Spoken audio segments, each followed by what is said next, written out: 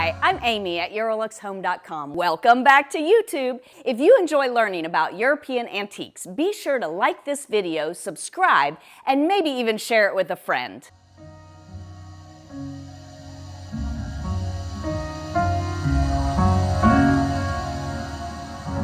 So I thought it would be really interesting this week to show you how an antique French bookcase or armoire comes apart. Now, this particular beautiful Louis XVI bookcase has been sold, and I'm getting ready to take it apart and take it downstairs and prepare it for shipment. But that gives me the opportunity to show you how it comes apart.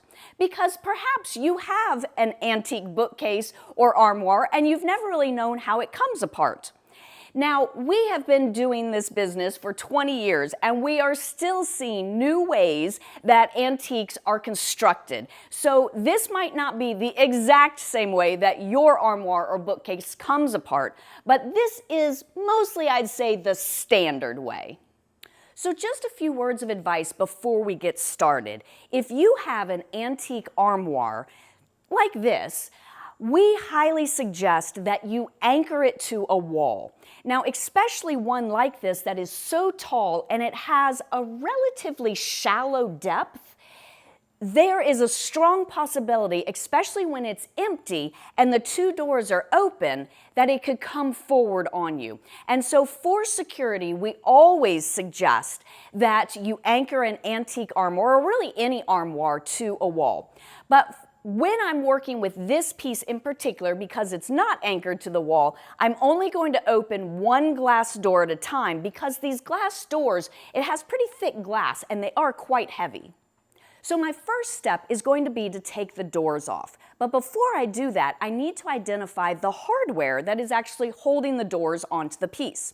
There really are mostly two ways that doors are hung in French antiques, and this particular piece has barrel hinges. The other style is called a pin and slide mechanism, but that's not on this one, so I'll have to make another video where I show you that. But today we can see these three barrel hinges. And I'm going to lift the door so that this top part of the hinge will lift up off of that internal pin. And lifting. And now you can see the top part of the hinge that sits on top of this pin. Okay, so I've taken the two doors off, and now the next thing I need to do is take the shelves out. And I'll go ahead and tell you about how a lot of French antique armoires and bookcases are constructed. We have what's called saw teeth here in the back, and then here on the inside of the armoire or bookcase.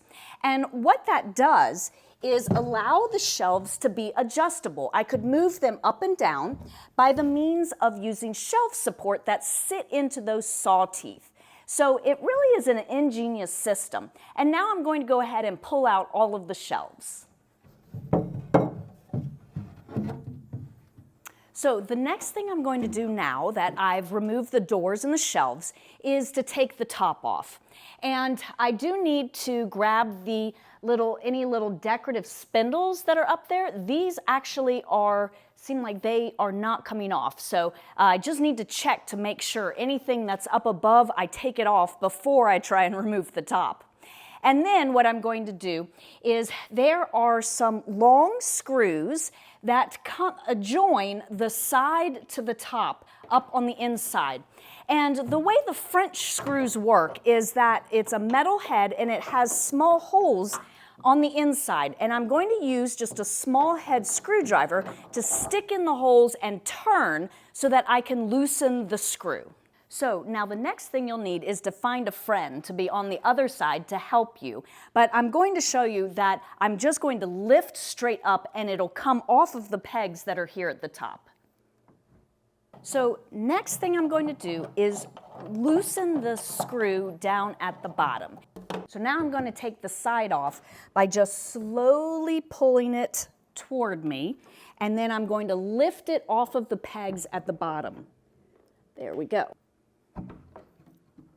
So my next step is to take the back apart, and you'll need to look to see how your piece is constructed. Sometimes the back is one big panel. In this case, I have two pieces, a top and a bottom. But I've even seen it where there's 6 pieces across the top and 6 pieces across the bottom. So here is a huge tip for you, is before you take it apart, get yourself a piece of chalk. Now, here in my gallery, I would probably mark it on the back side, but I'm going to assume it's in your house against the wall, and so if you use chalk, you can wipe it off later. And what I want to do is mark both the top and the bottom, or if it was in 12 pieces, somehow connect it so I can line it up later. So I'm going to take and put a great big arrow here on the 2 pieces.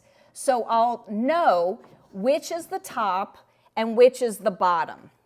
Now, if you forget this step and you go to put it together and you're not sure which is the front, which is the back, for the most part, the back will be the dirty side.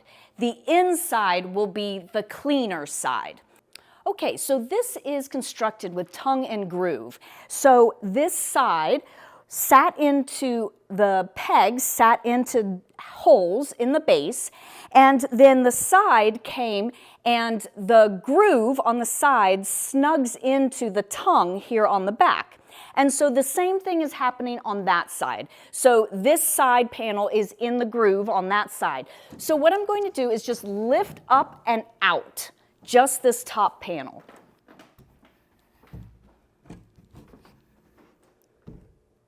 Okay, so that side is still bolted on. I haven't loosened it, and so it will remain standing once I pull off this back piece.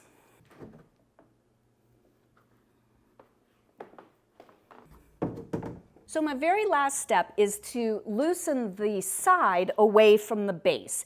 And again, I'm going to use my nail or a small head screwdriver, and I'll keep my hand on this piece so it doesn't fall while I'm loosening it.